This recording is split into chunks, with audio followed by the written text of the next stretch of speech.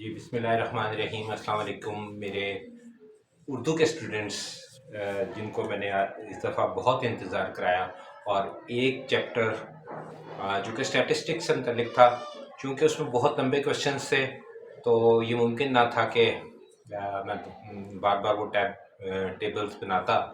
तो उम्मीद है कि जो लोग उर्दू वाले स्टूडेंट्स थे उनको थोड़ी सी दिक्कत तो ज़रूर आई होगी, लेकिन वो समझ गए होंगे स्टैटिस्टिक्स।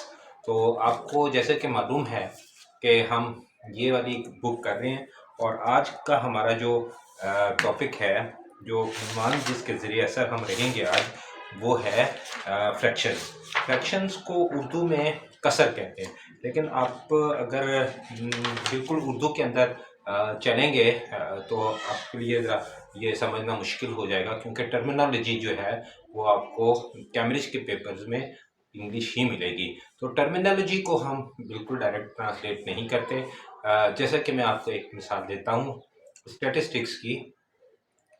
एक बहुत लॉ होते हैं, उसके अंदर मुख्तलिफ़ किस्म के लॉज होते हैं, जैसे लॉ ऑफ मार्जिनल यूटिलिटी, तो इसके अंदर या लॉ ऑफ डिमिनिशिंग यूटिलिटी। तो अगर आप उसको डायरेक्ट उर्दू के अंदर तर्जुमा करते हैं तो आपको मिलेगा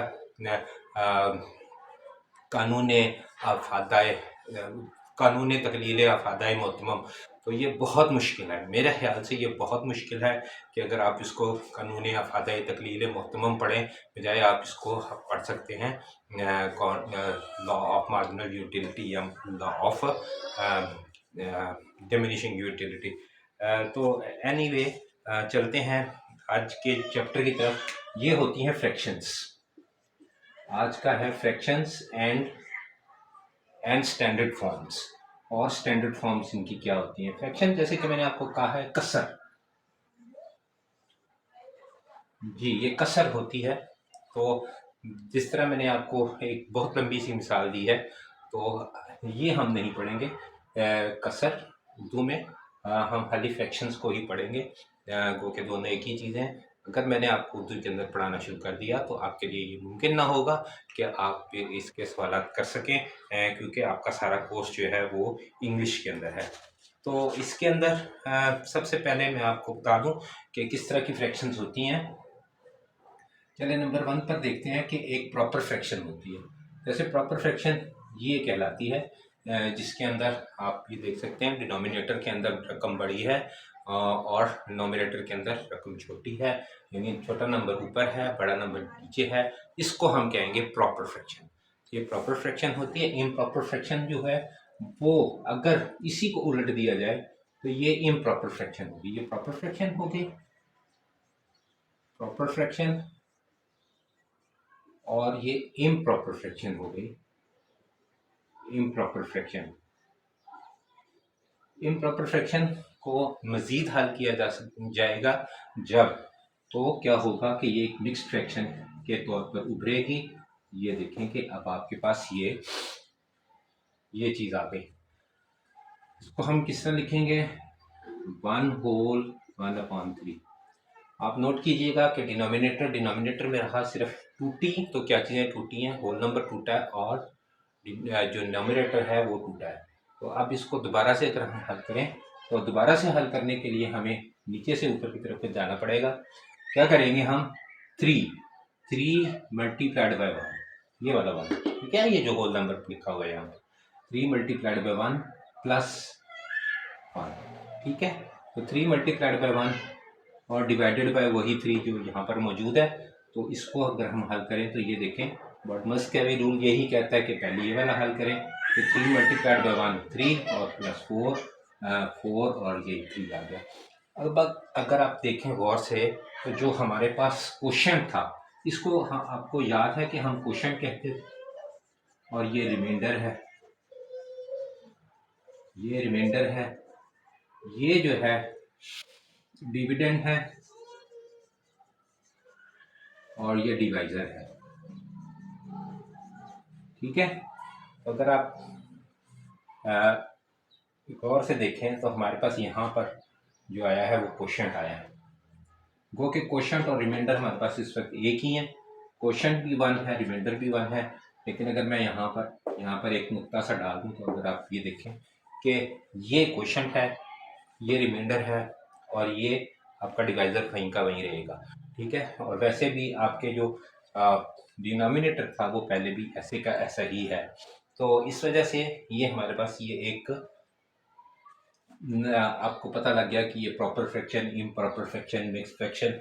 तो आइए इसको आज हम कैलकुलेट करके देखते हैं कि कैसे हल होगा।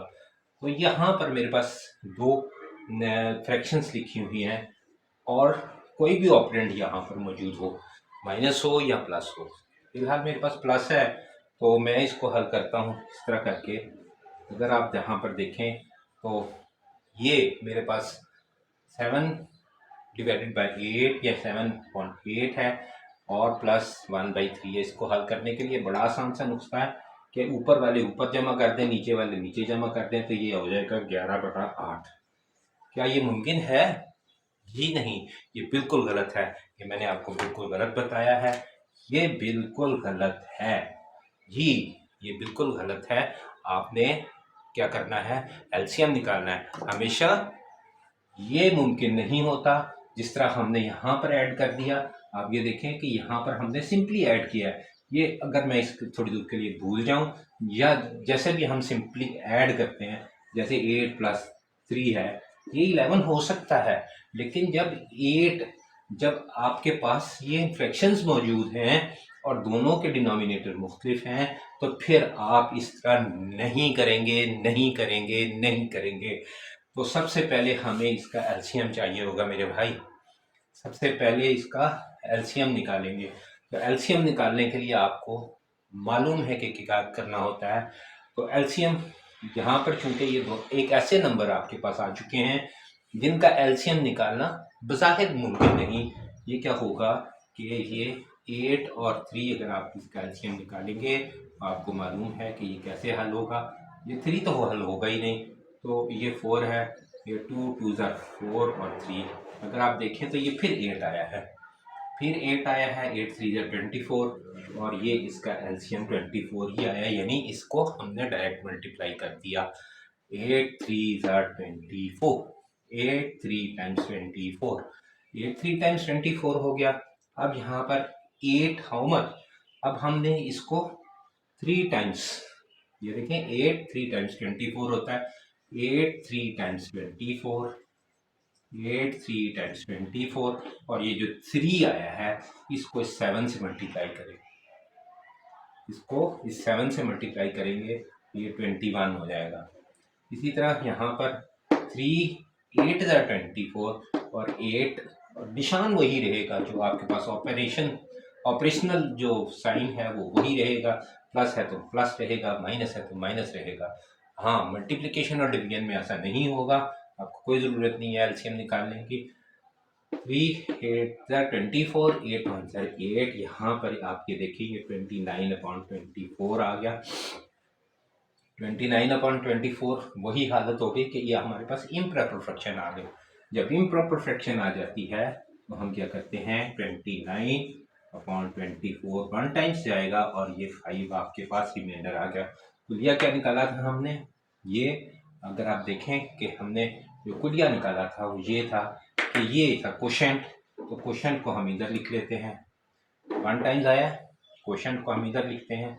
और एक ये भी बताई थी बात कि जो डिनोमिनेटर होगा वो डिनोमिनेटर इसी तरह रहेगा, जो रिमाइंडर होगा वो रिमाइंडर इधर आ जाएगा।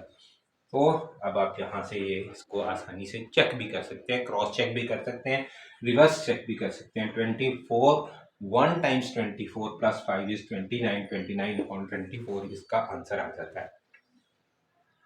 तो अच्छा जी, अब हमारे पास एक और चीज़ है, इसको हम के ये तो थी एक मिसाल के प्रॉपर फ्रैक्शन, इम्प्रॉपर फ्रैक्शन और मिक्स फ्रैक्शंस, ये इनको किस तरह हल करते हैं।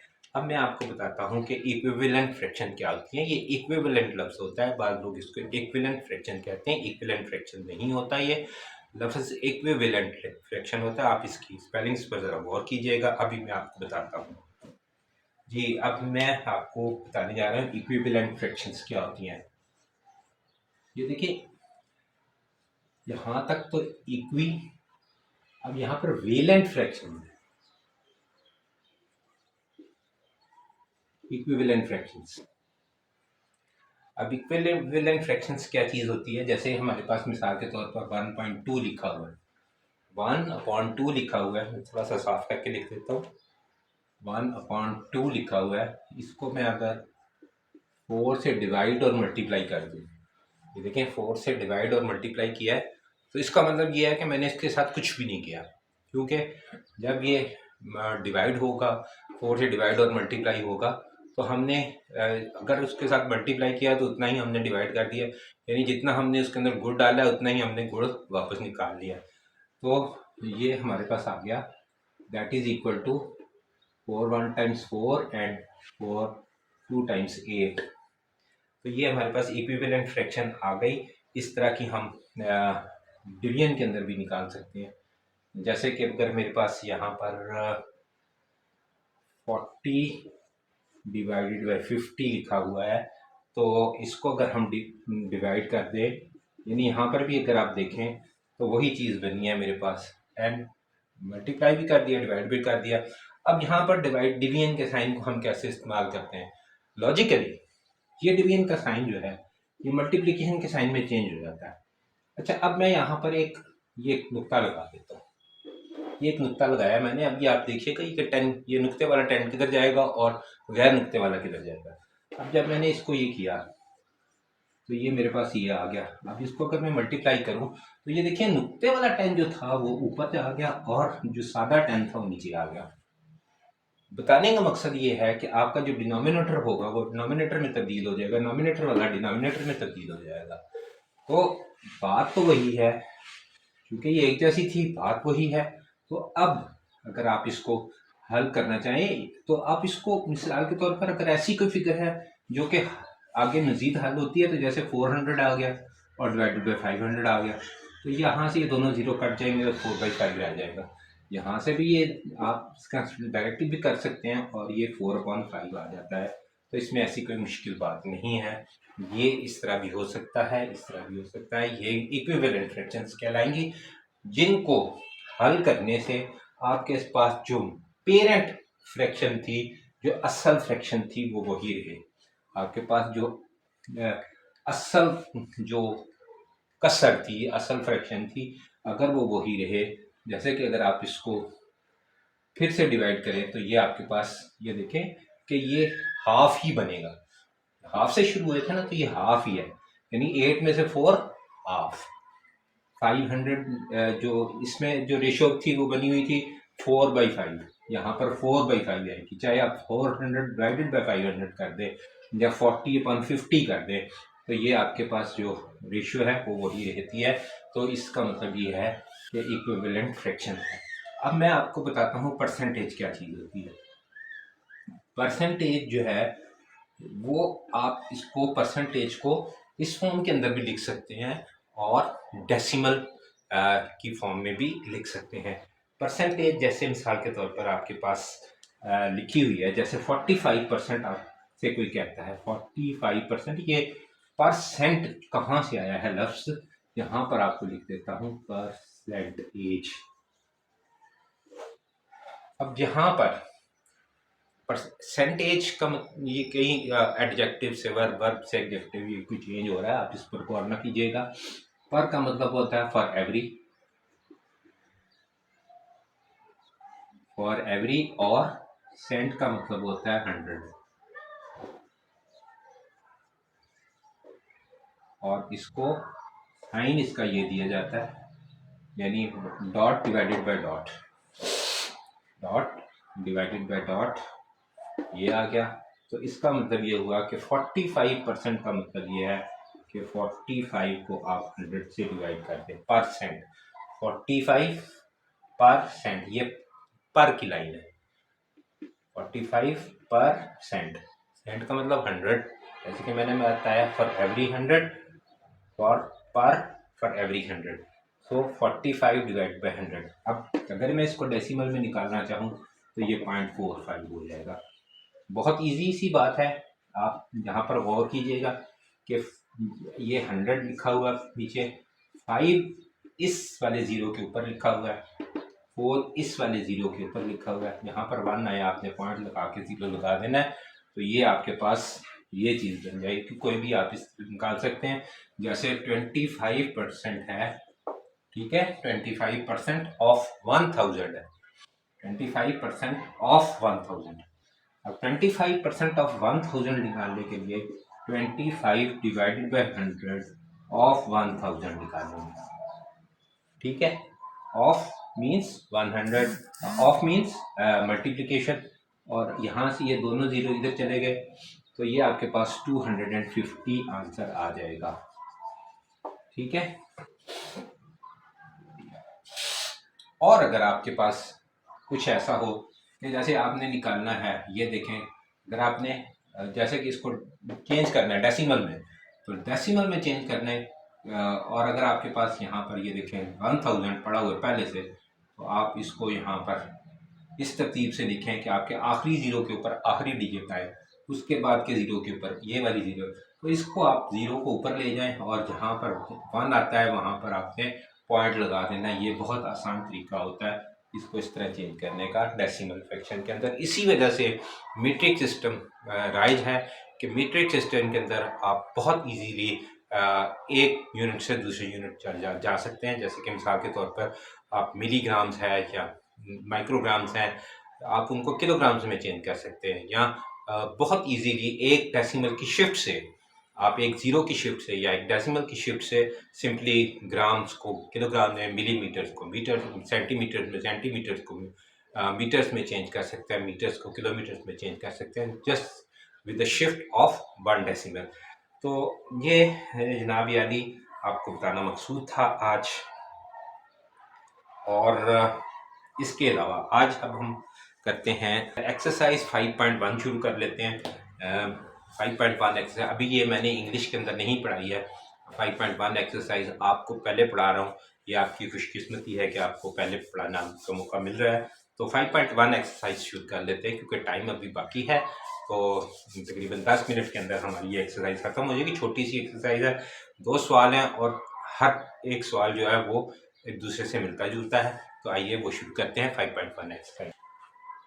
एक्सरसाइज 5.1।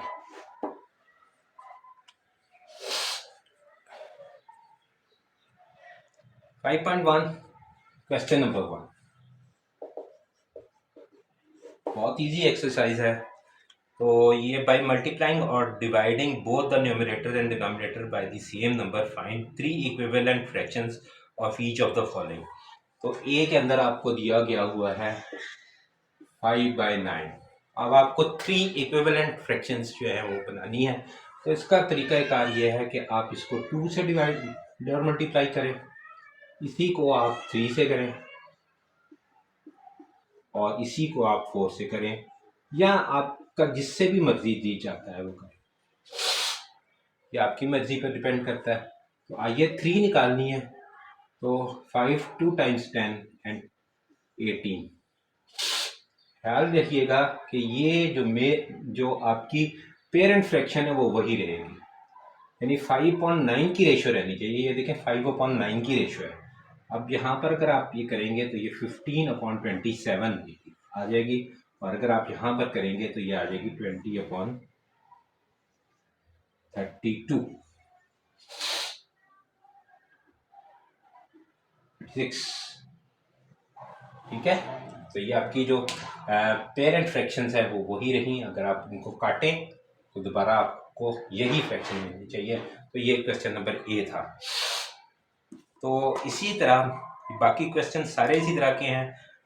एक और क्वेश्चन करता हूं मैं यहाँ पर, जो है ए बी सी कर लेते हैं, सी करते हैं। तो सी के अंदर हमारे पास है 12 डिवाइडेड बाई 18। पहले मैंने इसको 2 से किया, 3 से किया, 4 से किया। आप इसको और भी तरीके से हल कर सकते हैं, यानी 4 से कर सकते हैं।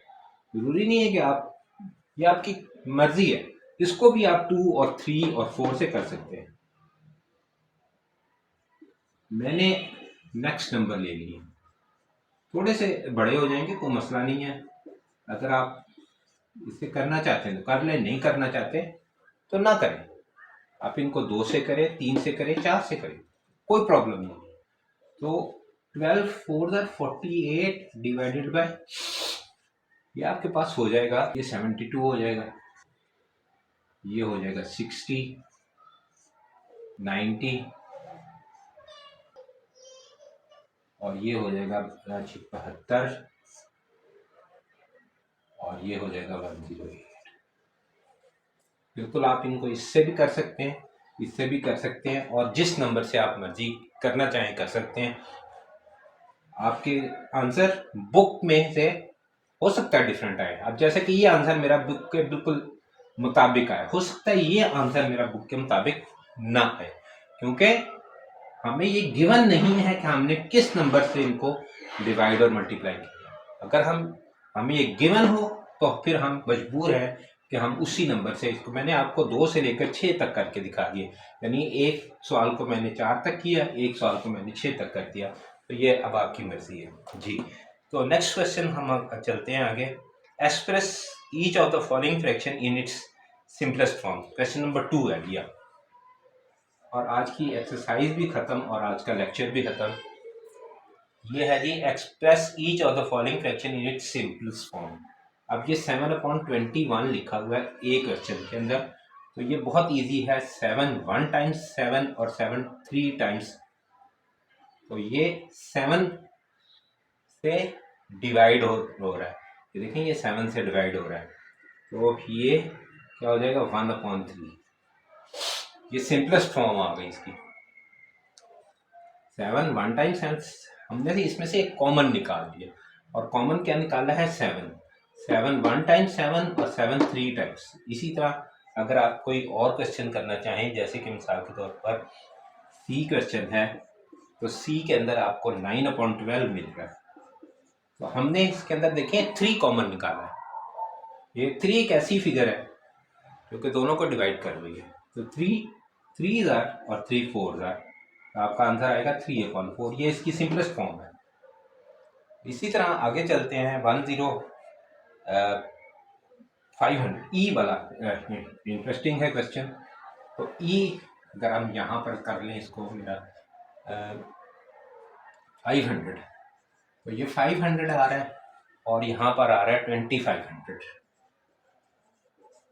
जब आपको एक जैसे जीरो मिले या एक जैसे जीरो ना भी मिले, तो जितने ऊपर और जितने नीचे जीरो है आप उनको सिंपली काट दें। अगर यहाँ पर एक जीरो होता, यहाँ पर 2 होते, तो हम इन एक जीरो को इस एक जीरो के साथ काट देते। जितने जीरो आपको अवेलेबल है सबके सब आप उनको खत्म करते। जैसे कि यहाँ पर हमें 2 ऊपर भी मौजूद थे, 2 नीचे मौजूद थे, तो मैंने काट दी। तो अब यहाँ पर अगर आप गौर से देखें तो ये 5 से 5 1 टाइम्स 5 जाता है और 5 5 टाइम्स जाता है, तो आपका आंसर आ जाएगा 1/5। लंबा अगर आप तरीका अपनाना चाहते हैं तो वो भी मैं आपको बता दे सकता हूँ कि लंबा तरीका क्या होता है इसका। लंबा, बहुत लंबा तरीका है ये देखें 500 और 2500, ये दोनों ऐसी फिगर्स हैं जो कि 2 से जो है वो डिवाइड हो सकती हैं।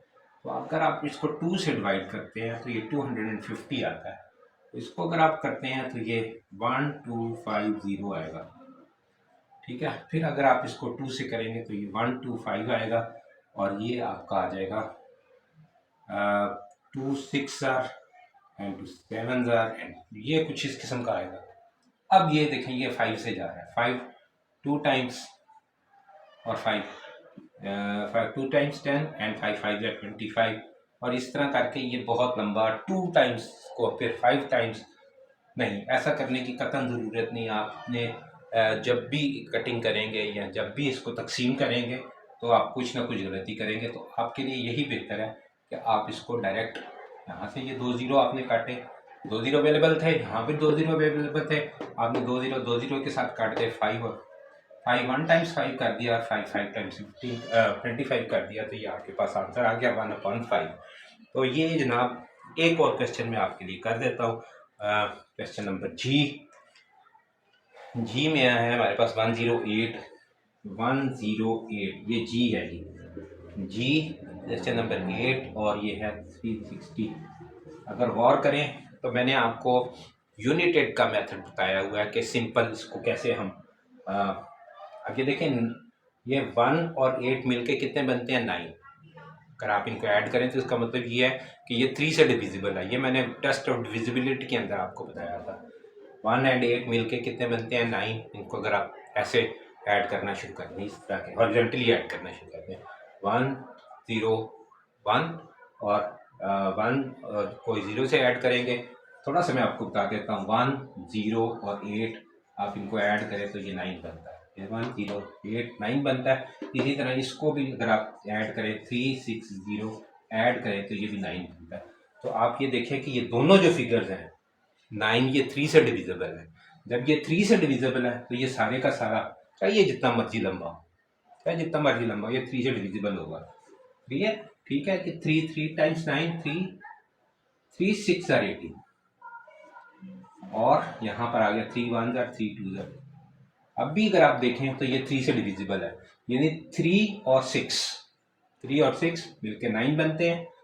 अभी भी ये 3 से डिविजिबल है। 1 और 2 मिलकर 3 बनते हैं, ये 3 से डिविजिबल है। 3 1 टाइम्स 3 2 टाइम्स और ये इसको काटेंगे अगर आप तो यहाँ पर आपको मिलेगा 3 4 टाइम्स और 0। अब ये 3 से डिविजिबल नहीं है लेकिन 2 से डिविजिबल है।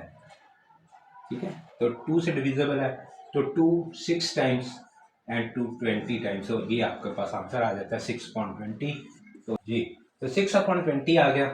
अगर आप इस पर भी गौर करें तो ये फिर 2 से डिवाइड हो रहा है, तो ये देखें 2 3 टाइम्स और 2 10 टाइम्स, 3/10 आंसर ये, यानी सिंपलेस्ट फॉर्म इसकी आई है 3/10। कहाँ से हम शुरू हुए थे और कहाँ का ख़त्म हुए। तो मेरे प्यारे स्टूडेंट्स, उर्दू वाला नाराज़ मत हो ना, ठीक है। तो आज की एक्सरसाइज बस यहीं तक थी। तो नेक्स्ट एक्सरसाइज करेंगे ऑपरेशन ऑन फ्रैक्शन।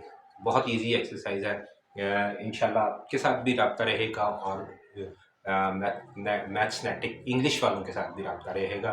तो देखते रहे, बने रहिए और लाइक करें, सब्सक्राइब करें और फैमिली एंड फ्रेंड्स के साथ शेयर करें और अपने को स्टूडेंट्स के साथ जिनको उर्दू के अंदर भी इंग्लिश के अंदर प्रॉब्लम है वो उर्दू के अंदर से ये समझ सकते हैं। आप कोई बात आपको समझ ना आए तो कमेंट बॉक्स में आप पूछ सकते हैं, तो ज़रूर पूछा कि करें, इससे आपकी नॉलेज बढ़ेगी, मेरी भी नॉलेज बढ़ेगी और मुझे ये फ़ायदा हासिल होगा कि मैं अपना कुछ इल्म आपको दे सकूँगा।